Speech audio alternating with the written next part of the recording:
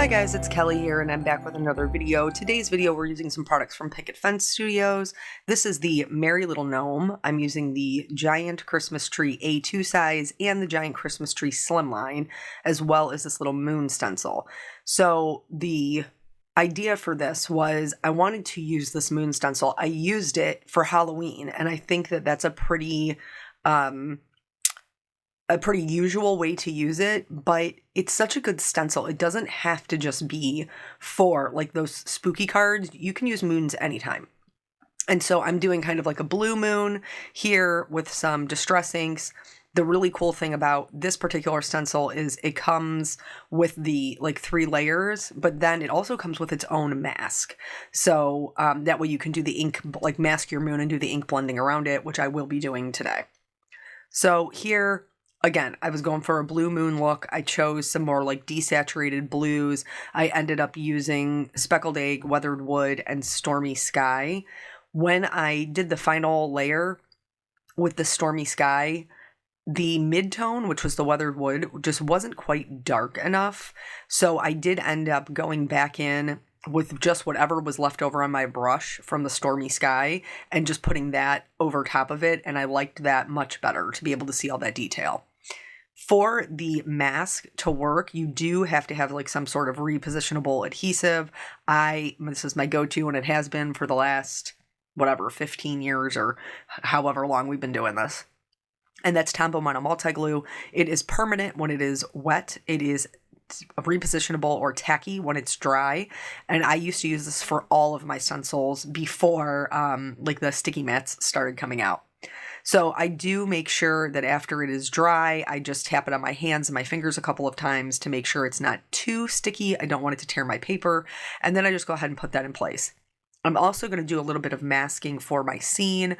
I'm using the Eclipse masking tape. This one is my favorite one.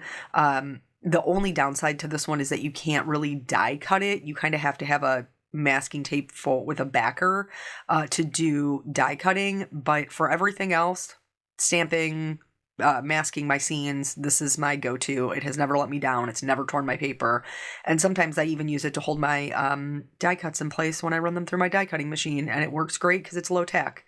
So here I've just drawn myself a very general hill. It is a little bit larger than I need it to be, like taller wise, but that's okay. I would rather have it be a little bit too big than too small. And then I like to fold my edges around because this will help hold it in place while I'm doing all of my ink blending. Speaking of ink blending, this is like my go-to blue combination for any of my night scenes. If it's not, like if I don't want something that's a bit more on the blue-green side, this is like my true blue sky combination. If you have never seen any of my videos before, I like to do my ink blending twice. This just, I feel like, gives me the best blend. Because the moon is my light source, I do want it to be a bit lighter around the moon. We don't have a lot of real estate here, so it's not going to be too light, but it will be slightly lighter and it'll get darker as we work out toward the edges. But I like to lay down my lightest color all over my background. And then you'll see here in a minute when I go in with the blueprint sketch, I start to go right over the moon like I originally did. And I was like, oh no, wait, get yourself together, Kelly. You got to go around the edges. So I'm just leaving a little halo around that mask. And this will get darker as we put on more layers. So we're going to work all the way out to black and then from black back into the salty ocean. Don't mind my dogs. They have no manners. I have no idea what has been going on with them lately. I love them. They are my family, but they are driving me insane. Because once like one of them starts, then the other one starts and they literally don't even know what they're barking at. Oh my Lord, have mercy on me. I love them, but I can't with the barking for just no reason whatsoever. And before it used to be my old lady, Molly, who would bark at stuff just randomly, but now it's the younger one. And then she like tips off my old girl, and then she is like, "Oh, we're barking at things. We're really barking at things. Let's get it. Whatever it is. What is it? What's happening? Oh man, animals are fun." So anyhow, back to this ink blending. Now we're almost all the way back out to the lightest color. I am gonna do just a couple of more things to the background, because I like I like a little bit of shine. You could totally skip the step if you don't want any stars in your sky, or you could even take it further and make it look like it's, snowing. It just depends on the kind of look that you're going for. I feel like I've been doing like winter scenes and the snowing of things like crazy lately. And looking back at my videos, it's because indeed I have been snowing all of the things lately.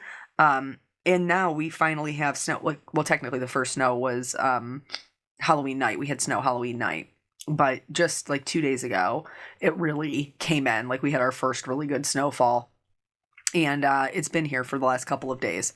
So for my stars, I am using this paper splatter liquid watercolor from Picket Fence. I am using the frosted white. I do like to add a little bit of water to mine. I find that its regular viscosity is just a smidge too thick for the fine dots that I like to have. So by just adding just a little bit of water, it makes it a little bit thinner. This is super comparable to using Perfect Pearls. And then now I can go ahead and remove my masks. Because I have on dark nail polish, I didn't want to go in and scrape my nail across my card front. I was worried about transferring any of that nail polish. So I just used my tweezers, and you can see here, I just wiped off my mask. It's good as new. I'll put it back in its package and use it another day. I'm going to go ahead and remove my little hills here. And this looks like I'm really happy with it. It's super clean lines. So now we're going to go in and we're going to add the trees. There's like three different looks that you could get out of this card just by stopping at certain points. So I hope that it kind of inspires you and gives you idea for your own winter scenes. This giant slimline tree is very large, and some people super love slimlines. That's not what I'm doing today. But I am going to cut this to make 2 trees. So that way I would have 3 trees total, without having to, I would be able to have a smaller, skinnier one, which is what I wanted. So this one right here, there's kind of this natural break. I'm just going to trim off the, at the top of it, the base of the little one, and then I'm going to round out the top of what is now a very, very fat tree. But there's all 3 of them together. I did intend to use all 3 of them when I was creating the card, but I only ended up using 2 because it was just too busy. If I had done a slimline card, like a horizontal one, I probably could have fit all 3. So in order to add some color to my die cuts, I am using Distress Inks and my paper pouncers. I picked out a color combination that was more of like a bluish green. So I used Evergreen Bough, Lucky Clover, Pine Needles. And then because this is a night scene, I did opt to go in and add a little bit of black soot. The way that this scene is, the trees are backlit, so they're going to be darker in the center than they are on the edges. But honestly, at the end of the day, I don't even know that you could probably tell that I did more specific shading. So, I mean, do whatever makes you happy. If you're gonna snow them and everything else like I am, you probably don't even have to do all of that. So I went in and I did my lightest color, and then I went in and I did what I thought was going to be my darkest color. The paper pouncers are really, really great at putting down a lot of color very quickly, and because you're not using any circular motion like you are with brushes, they're great for really intricate dies. Because if I was trying to do this with a brush, I would be bending those little pine needles all over the place. But they're not meant to give you a perfectly smooth blend like brushes are. However, if you work with them, you can get them to blend relatively well. So I like to do my lightest color, then I go in with my darkest, and then I kind of blend it out with my mid-tone. Here is where I decided I was going to go in and put in the black. You can see I've kind of have my pouncer tilted, so I'm really just using the side of it. And that is so that I can get the darkest part just in the center. And then once I have the black on, these are very clearly shaded now that you can, we have a lot of contrast going on. But then I will go back in with my pine needles which is my next darkest color. And I will go back over this to blend them out even further. I was really happy with the way that the trees came out.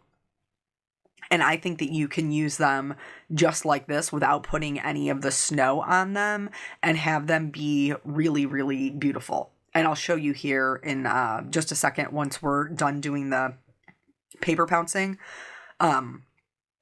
That you can just like this is the scene that we have. This, you could arrange them just like this and leave it, and this would be a really pretty card. I would put the sentiment down into the bottom right because that's the open area that we have, and I would be perfectly happy with this card. But I wanted to use that gnome. So here, I told you I'm obsessed with snowing all of the things. Here, I did a little test piece. You have to experiment. And so I did one with the clear, the paper, what is it?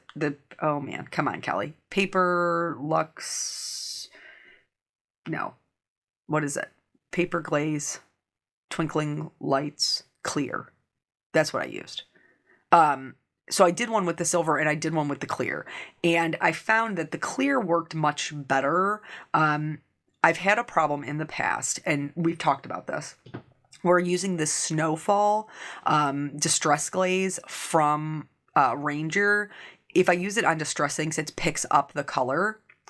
I don't know what the difference is and how these things are made. And then also with the Snowfall, I end up having to dip it into the Rock Candy glitter to have it glittery. This does too. It does it at the same time because there's glitter in this one, the Twinkling Lights series. And if you put it on thick enough, it dries opaque. This also dries much faster. And so it is kind of killing two birds with one stone for me, and it's not absorbing the color underneath it. Now, the clear, like, that is something to be aware of. It's clear. So if it's a thin sheen, it's just going to be the glitter. It's not going to be the white.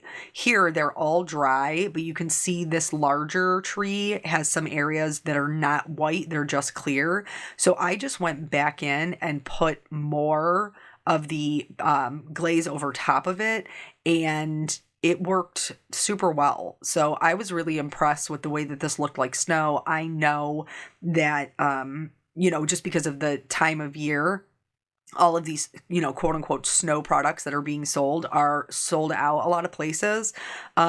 So maybe try this. If you don't love the glitter, but you still want the look of snow, I would also try the Paper Glaze Luxe Arctic Fox. That one is a little bit more pearlescent, but it is an opaque white. And I actually use that on a card that you'll see tomorrow. I have a video tomorrow using that to do snows. I told you I can't stop snowing everything.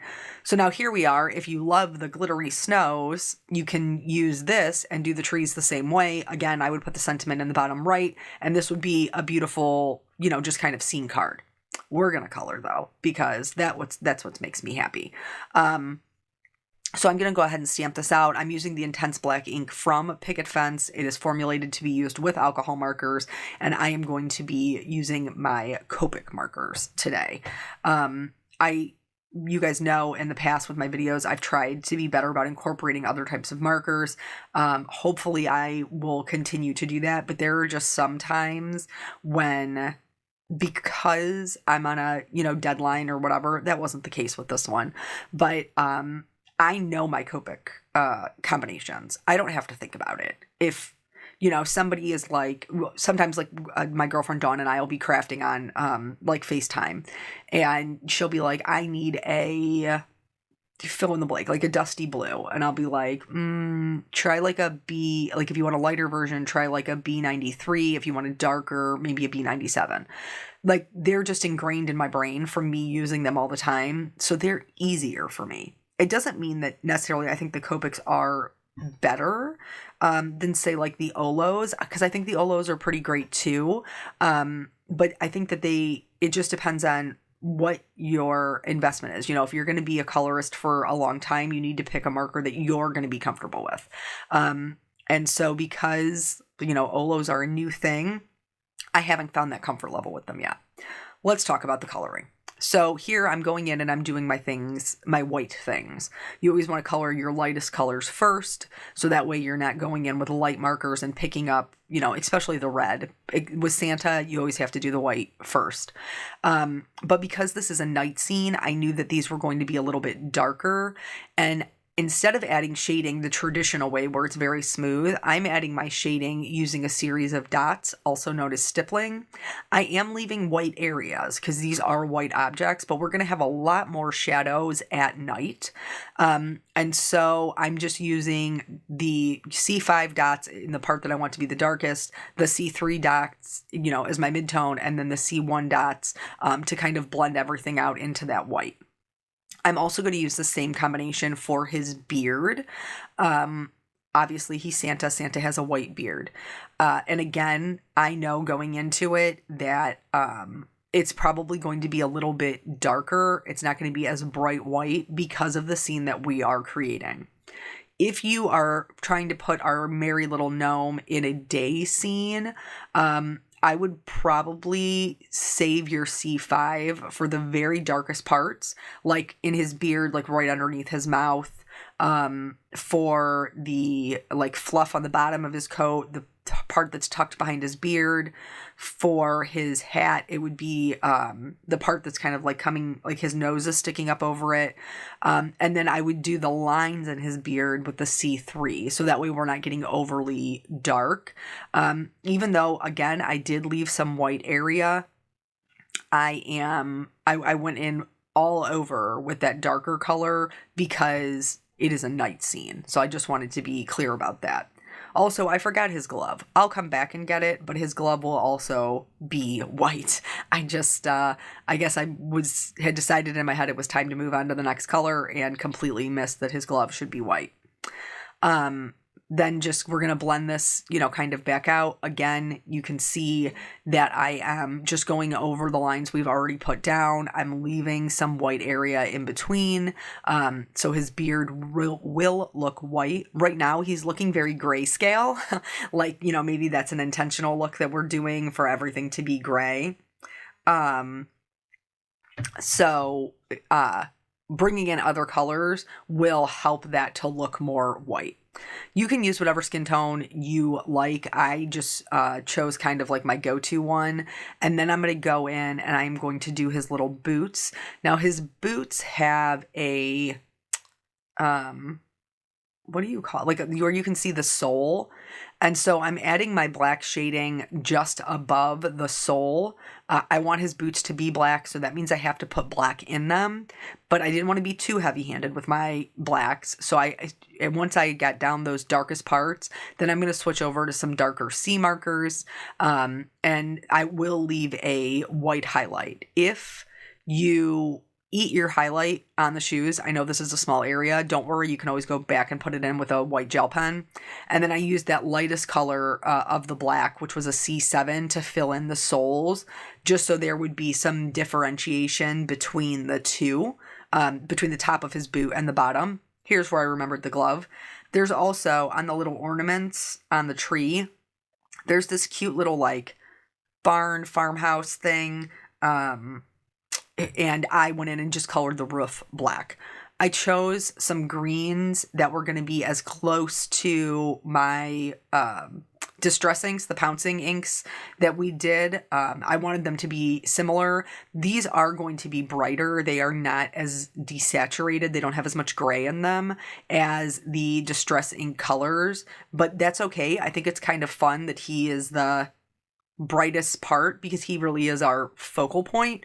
If you wanted them to be much more matchy, you could use the same combination and just go over your greens with a gray and it would knock them back so they weren't as bright.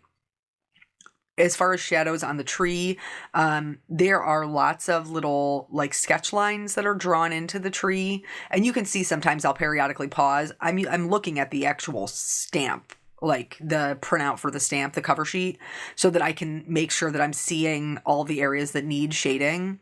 But even after we've gone in and done our darkest color, you can see how white this tree is, because your shadows should be your shadows. The colors that you should see the most of are your midtones. So for us, that's going to be a G17 and a G16. Those are the colors that you should see the very most of in your tree. And then transversely, like when you put in your shadows, you should see a lot of white. When you get down to the part where you see your highlights, you should see a lot of green and very little white. Just when you're going through, look for those lines, because that's going to show you like where to put the shading. And then of course, we have, the same old rule as always, where two objects meet will be shading, and where one object lays on top of the other. So your your ornaments would have a little bit of shading underneath them. Your trees where one branch is on top of another is typically where you'll see those little sketchy lines or those darker areas, and you just want to follow what is there. These types of stamps that have those little like extra sketches are super helpful if you are a beginning colorist and you're not really sure where to put your shadows. And because Nicole, who is the owner of Picket Fence, she likes that style, that very much. They have a lot of options for more sketchier stamps, which are easier to color if you're just starting out. So here we can see how very little white we have left, and that white area will then be filled in with our dark or our lightest color, which is a G03. I went from a G16 to a G03 because the G05 is a little bit more yellow green. It's got a little bit more yellow in it, and I didn't want the yellow because the pines that we already colored are so much more blue-green. I just wanted to be sure that I was sure that the colors would match, because as you guys know, I'm all about the matchy-matchy. So once the tree is done, I'm going to go in, color Santa, color the ornaments. I went with just your primary colors, red, yellow, and blue for the ornaments, because the blue I already have in the sky, and then the yellow, because they are primary colors, they already work really well together. So yellow was just a easy choice on my part for the color scheme. For the hat, again, we have a little bit of shaded lines going on, but you can see how it was drawn with the shaded lines is that it's kind of like fitted around his head and then very slumpy at the top. And so that is how I am shading it, so that it will kind of fold over on itself. When I did the darkest color, I was trying to force myself to kind of like flick down into the hat without turning my paper. That doesn't work for me. Okay, everybody has a certain type of way that they're comfortable doing flicking. Sometimes it's towards yourself and sometimes it's away from yourself. I am a person who likes to flick the color away from myself. So flicking the color towards me almost always ends up in a result that I am not happy with, because it feels very disjointed. It's not like an even, smooth flow of ink, because I'm uncomfortable with the way that I'm applying it. So if you're super new to coloring, I would recommend you just get a scrap piece of paper and find which way feels more comfortable to you, and then just embrace it. So for the ornaments, I am just adding a little bit of shading. Like if they're the round ones, I'm just kind of doing the outside edge, making the inside much lighter. For these ones that are more like tear shaped or oblong, I'm adding shading to the left and right hand sides down to the bottom of that point, and then leaving the center the lightest color. Again, these are very small. If you're comfortable leaving a white highlight on them, you totally can. Otherwise, we're just going to go back and get it with the gel pen. Like, there's no reason to stress about something this small. Here, I had pause for like which way to color them, because you try, usually as designers, like you try to make a visual triangle because that's more pleasing to the eye, which I already managed to do with the red. But here I was trying to figure out, like, where does my triangle need to go in order for my yellow to be in the right spot. So eventually I figured it out, but it did just take me a minute. So yeah, we had snow. We had well, I shouldn't even say we had lots. We had lots of snow in a small period of time. So yesterday I got up, got Caitlin ready, and it was like barely when I got her up to like change her and get her dressed for the day and everything. It was like just a really soft kind of snow. By the time I was taking her out to the car, it was like a whiteout. I was like, are you kidding me? Like, the only time I have to drive and it's going to be a whiteout? So the snow's blowing all over the place. The roads are covered. I take my time getting her to where I need her to go. Back to the card.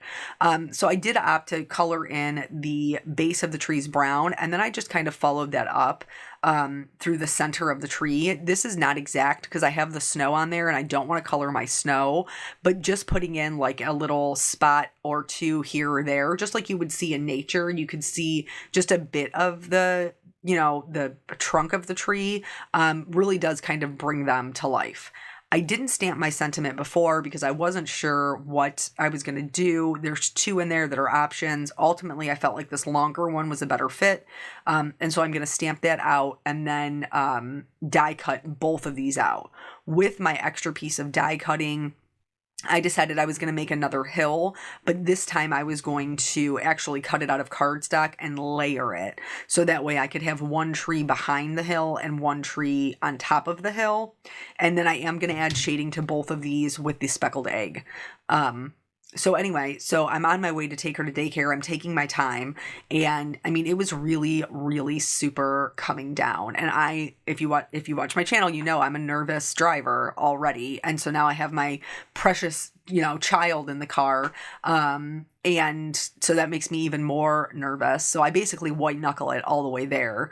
It was a little bit better coming home, but I swear to you, 5 minutes after I walked in the door from dropping her off, it like stopped. It was like back to that super soft snow. I was like, are you kidding me? Like you were going to just absolutely pour down snow, just drifting and blowing and everything else all over the roadway for the 15 minutes that I had to be on the road. Like just mean-spirited snow sometimes. And then my husband, who works about 30 minutes away, he sent me a message and he was like, what's it looking like out there? And I was like, we had a lot of snow really quick, but now it's like nothing. And he was like, yeah, we have 6 inches out here. So, Ohio is just like, it just depends where you're at. Cause there's sometimes because we're a little bit more south, we're still Northeast Ohio, but we're a little bit more south, like where we won't have a lot of snow, but then people in the snow belt will just be getting absolutely blasted. Like, I mean, snowed into their houses. Because we have lake effect, which I didn't know. I was actually just having this conversation with my friend Jen, which I didn't even know was like a very rare phenomenon, lake effect snow, because I've lived here my whole life. And lake effect snow is basically like its own snow machine. Like the wind comes over the lake and picks up the moisture and then creates snow on the other side of it. But apparently it's really rare. It only happens in like just a handful of places in the world. And of course I happen to live in one of them. Thankfully not in the snow belt though. Praise Jesus. So here I've got everything all shaded and good to go. So now we're going to start building the card. I am just using my glue press.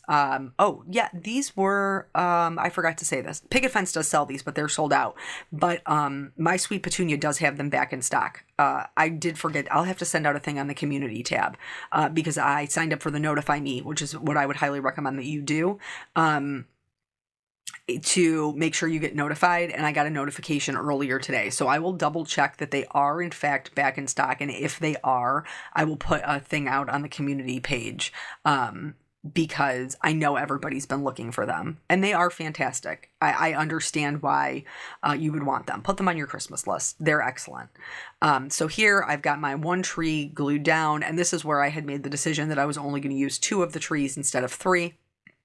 So this one is going to go right over top. So the one tree is behind it. And because this gnome is such a good size, the like that's why I had to lose the other tree. This gnome is a great size for a card front, but because I was trying to fit so much into my little scene here, just one of the trees had to go. So I'm trimming off the little excess where the tree is hanging over the edge, and then this one right here I will actually put over top of it, so you'll be able to see the little bottom stem. And I did them, kind of off to each side, so you would still be able to see the moon. The right-hand tree, which is like the giant Christmas tree A2 one, that's the tree to the right. You're not going to be able to see a ton of it when I put the gnome in, but you will be able to see enough of it for it to kind of set the atmosphere. So I realized pretty quickly with all of the snow that I had put onto the trees that it was going to lift up my little Santa gnome. So I'm going through and I'm just checking every time. So I'm putting down some foam tape where I need it to balance. And then I'm just going to put it back on the card and check it to see where else I need more foam. And I needed a little bit more on the, like, along the bottom edge. But pretty much the left and the right hand sides are going to sit right on top of those trees. And so I was able to just use liquid adhesive there. I needed the foam portion to make sure that everything was going to be flush.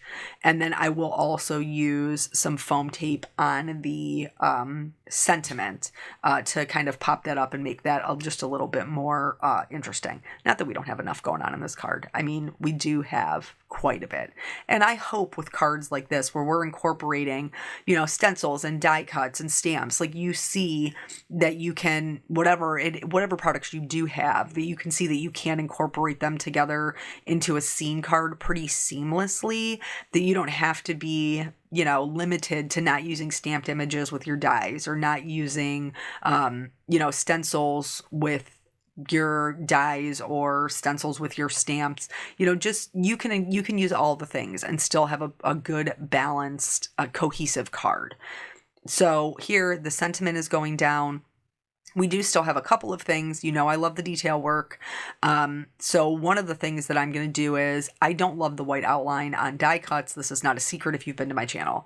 So I'm going to go in with my markers. I'm going to match them to my background, and I'm going to blend this guy into my scene. So anywhere that is blue, I'm just filling in those areas with my blue marker. And then I'll go back in and do it with the green. I'll do it with a grayish blue for the moon. The part where he's standing on the snow was unnecessary because it is white. So that one actually, just matched right out the gate. I did notice when I was going in and doing this that the colors that I chose for the blue and the green for my Copic markers were, again, because I like bright colors and that's the majority of what I have, were a little bit too bright for my background, and instead of blending in, they were kind of standing out. So in order to fix that, I am going to do the same thing that I told you to do earlier. If your tree being too bright bothered you, I'm going to go in with a gray marker. And I'm going to go right over top of these. This is just a C3. If you had darker colors, you could use a C5. But I'm just going to go right in there over that, and then they blend so much better. I also, because it's a night scene, I went in with another gray marker. This is a C7. And so I want his little Santa suit to look like it's catching the moonlight on the left-hand side. So I am adding a little bit more color on the right-hand side with the gray marker. If you find that the gray marker totally, wipes out your color underneath, you can do what I'm doing here and just go back in with your mid-tone and go over the top of it, and it will tint the gray back to the original red. It will just not be as bright. For the snow, another way you can add snow if you don't like pastes. I'm using the white gel pen first to make his fuzzies fuzzy. And the trick to this is doing the little dots, just like we did with the stippling for the shading, but you have to go over the outline edge. You have to put your dots over that black line to make it look like it's actually fuzzy. Then I'm going to go in and I'm going to do the same dots, but this time to add snow to the tree. the tree, because it is a stamp, I could go in there with the pastes and try painstakingly to get it all in the right areas without completely covering up my tree. But this is easier. Now, you guys may have seen in another video, I used a snow marker. The snow marker would work great for this, but at the time I was making the card, I didn't have the snow marker yet. But so you can just do the little series of dots with the white gel pen, and then I wanted it to blend in with the glitters, so I went in with some stickles, and it worked great. And then this is the whole card. So I hope that you guys are inspired to maybe use your items together to make some winter scenes. Thank you so much for hanging out with me. I always appreciate your time, and I will catch you on the next video. Bye.